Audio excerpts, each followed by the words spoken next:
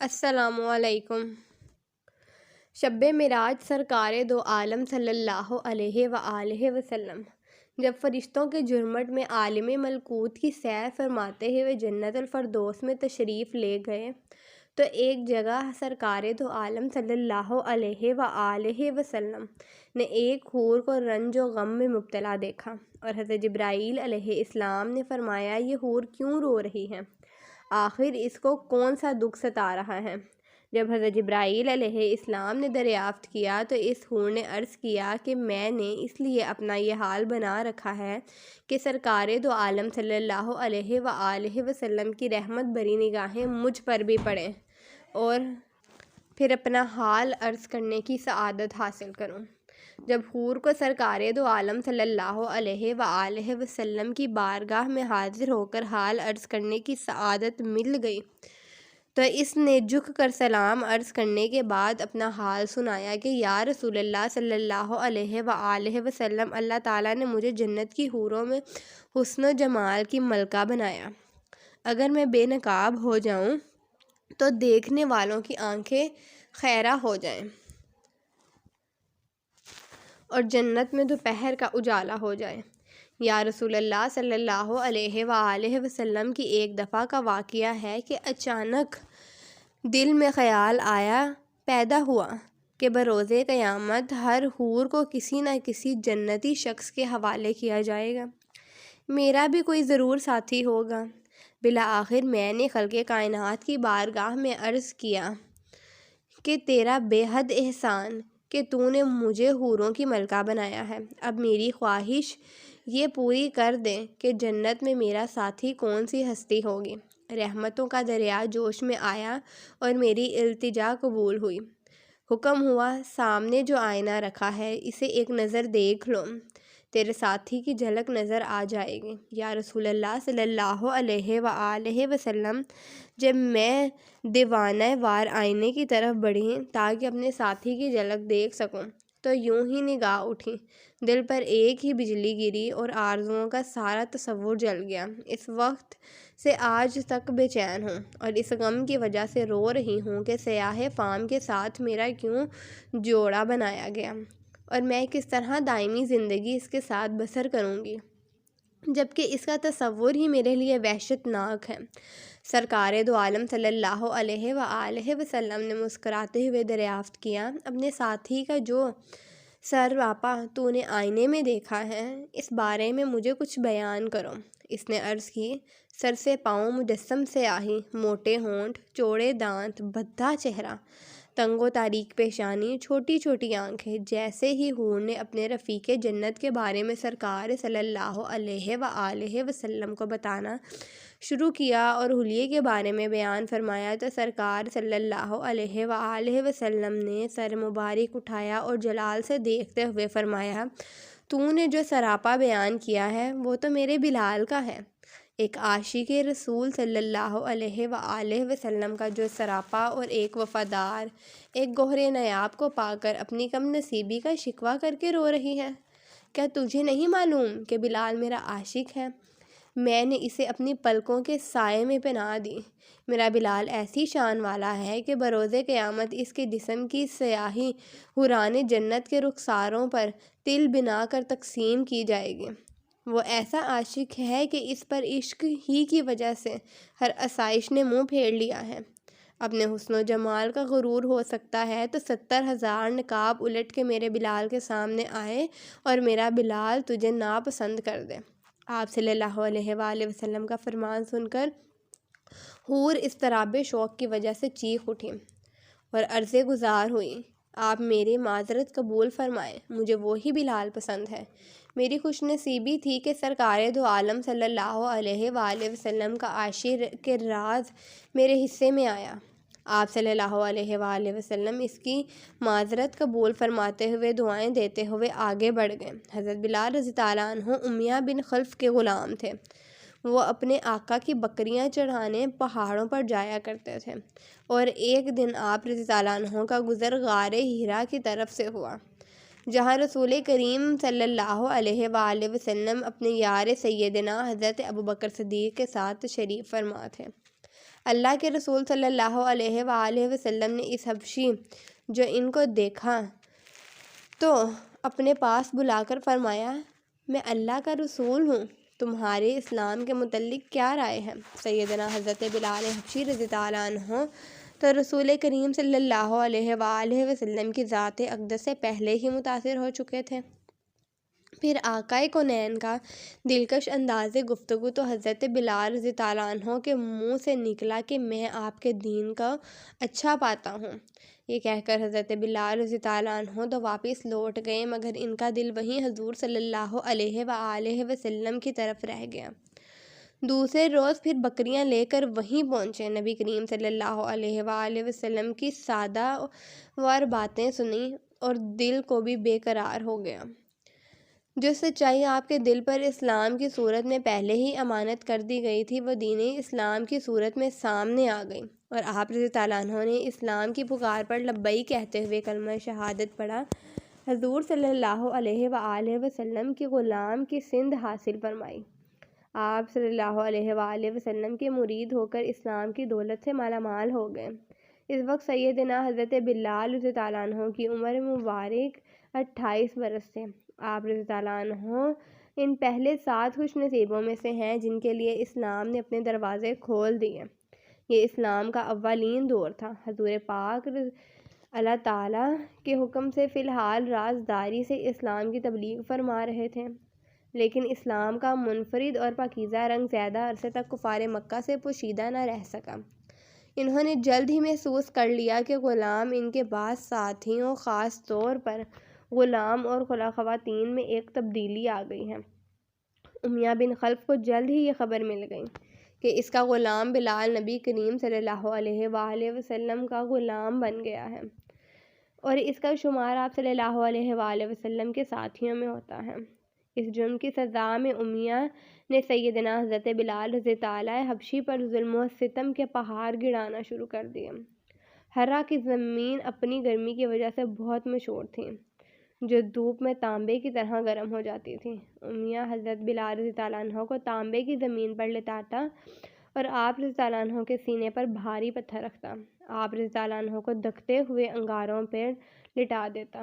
آپ رضی اللہ عنہ کے بدن کی چربی پگھل پگھل کر انگارے بجھا دیا کرتی تھی، مگر آپ رضی اللہ عنہ کی زبان مبارک سے عہد کے سوا کچھ نہ نکلتا تھا۔ امیہ آپ رضی اللہ عنہ کو کہتا ہے کہ اب بھی تو محمد صلی اللہ علیہ وآلہ وسلم کے خدا سے باز آ جا، لیکن اسلام اور سرکار صلی اللہ علیہ وآلہ وسلم کی محبت ان کے سینے سے دنیا کی کوئی بھی سخت سے سخت سزا ختم نہیں کر سکتے تھے۔ آپ رضی اللہ عنہ کے سینے میں عاشق رسول صلی اللہ علیہ وآلہ وسلم کی حقیقی شمع روشن تھی۔ آپ رضی اللہ عنہ عاشق حبیب خدا تھے۔ دنیا کی ان ماروں سے کہاں دریار کو چھوڑتے۔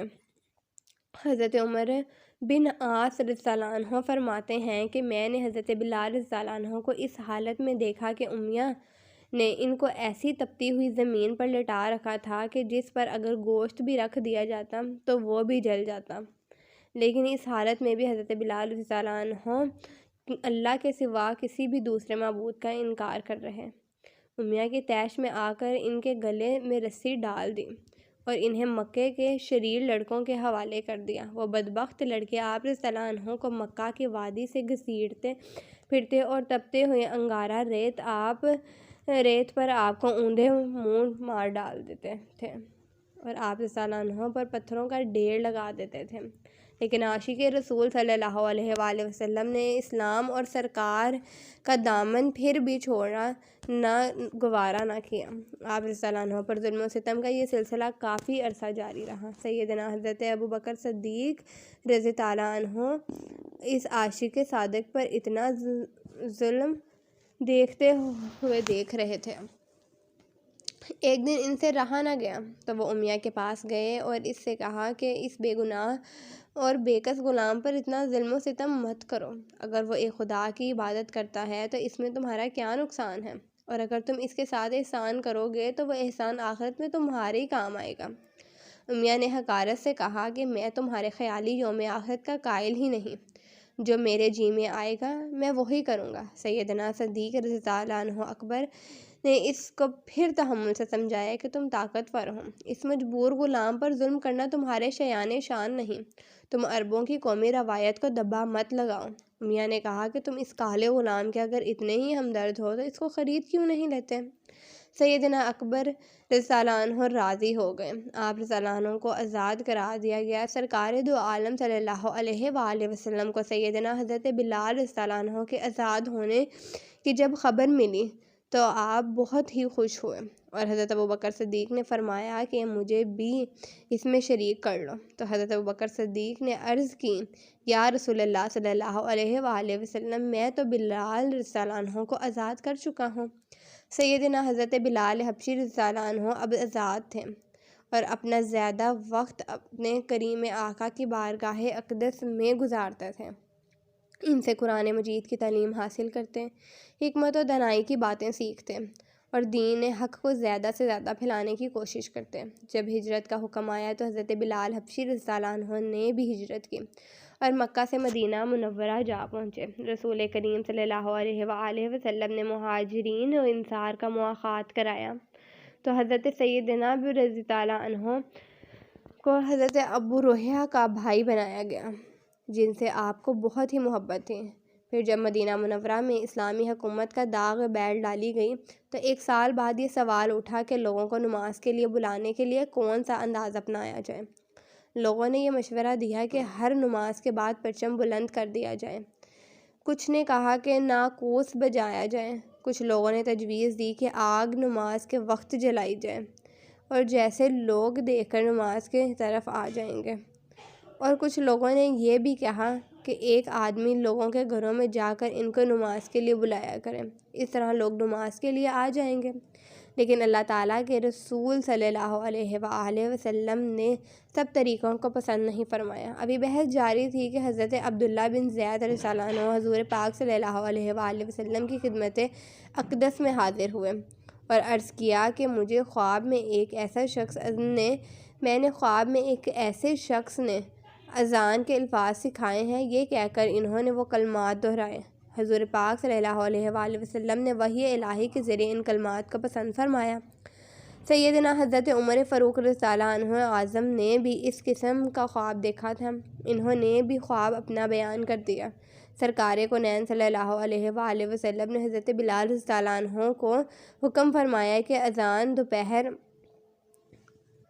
دو، پھر آپ صلی اللہ علیہ وآلہ وسلم نے ان کو اذان کے کلمات سکھائے اور ان کی ہدایت فرمائی کہ دونوں کانوں میں انگلی دے کر اذان دو تاکہ تمہاری آواز بلند ہو اور دور تک پہنچے۔ چنانچہ مدینہ کے فضائوں میں نغمہ توحید بلند ہوا اور سیدنا حضرت بلال حبشی کو دنیا اسلام کے پہلے مؤذن رسول ہونے کا عظیم اعزاز ملا۔ جب مسجد نبوی کی تعمیر ہوئی تو اس کے ایک سر پر ایک چبوترے بنا کر اس پر چھت ڈال دی گئی اور اس جگہ رسول پر نور کی وہ صحابہ کرام رہنے لگے جو ایک وقت حضور پاک صلی اللہ علیہ وآلہ وسلم کی خدمت اقدس میں رہتے تھے۔ وہ علم حاصل کرتے ہیں۔ ان مقدس اصحاب کو اصحاب صفا کہا جاتا ہے، عربی میں صفا چبوترے کو کہتے ہیں، اور سیدنا حضرت بلال حبشی بھی اصحاب صفا میں سے تھے۔ سرکار دو عالم کے وصال مبارک کے بعد آپ شام کی جنگوں میں شرکت کے لیے چلے گئے۔ بیت المقدس کی فتح میں بھی آپ شریک تھے۔ 16 ہجری میں جب حضرت عمر رضی اللہ عنہ شام گئے تو حضرت بلال رضی اللہ عنہ نے جابیہ میں ان کا استقبال کیا۔ قبلہ اول پر توحید کا پرچم لہرانے کی خوشی میں آپ نے وہاں اذان دی۔ بعد میں آپ مدینہ منورہ روانہ ہو گئے تو لوگوں کے اصرار پر شہزادگان رسول صلی اللہ علیہ وآلہ وسلم کے حکم پر جب آپ رضی اللہ عنہ نے مدینہ منورہ میں اذان دی تو عورتیں گھروں سے باہر نکل آئیں، ہر طرف کوہرام مچ گیا۔ آپ رضی اللہ عنہ محبت رسول صلی اللہ علیہ وآلہ وسلم میں بے ہوش ہو کر گر گئے اور بعد میں مدینہ منورہ چھوڑ گئے اور واپس شام چلے گئے۔ 20 ہجری میں آپ کا وصال ہوا اور آپ رضی اللہ عنہ کو دمشق میں بابل الصغیر کے قریب دفن کیا گیا۔ آپ رضی اللہ عنہ کے وصال کی خبر سیدنا فاروق اعظم رضی اللہ عنہ کو ملی تو آپ رضی اللہ عنہ روتے روتے نڈال ہو گئے۔ آپ رضی اللہ عنہ روتے جاتے تھے اور کہتے جاتے تھے کہ ہمارا سردار بلال رضی اللہ عنہ بھی ہمیں جدائی کا داغ دے گیا۔ آپ رضی اللہ عنہ وہ عاشق رسول تھے۔ جب یار کو دیکھا گیا تو سب برداشت کر لیا مگر دامن مصطفیٰ نہ چھوڑا۔ اللہ کریم آپ رضی اللہ عنہ کے عشق کا ایک زیادہ ہم سب کو بھی عطا فرمائے اور سیدنا حضرت بلال حبشی جیسے عظیم صحابی رسول صلی اللہ علیہ وآلہ وسلم کے صدقے امت مسلمہ کی بخشش فرمائے، آمین ثم آمین۔ اگر آپ کو میری یہ کہانی، میرا یہ قصہ، میرا یہ واقعہ اچھا لگا ہے تو میرے چینل کو سبسکرائب کیجیے اور میری ویڈیو کو لائک اور شیئر کیجیے اور ساتھ ہی ساتھ بیل آئیکن کے بٹن کو پریس کیجیے تاکہ میری آنے والی ہر نیو ویڈیو کا نوٹیفیکیشن آپ کو ملتا رہے۔ اللہ آپ کا حامی و ناصر۔ اللہ حافظ۔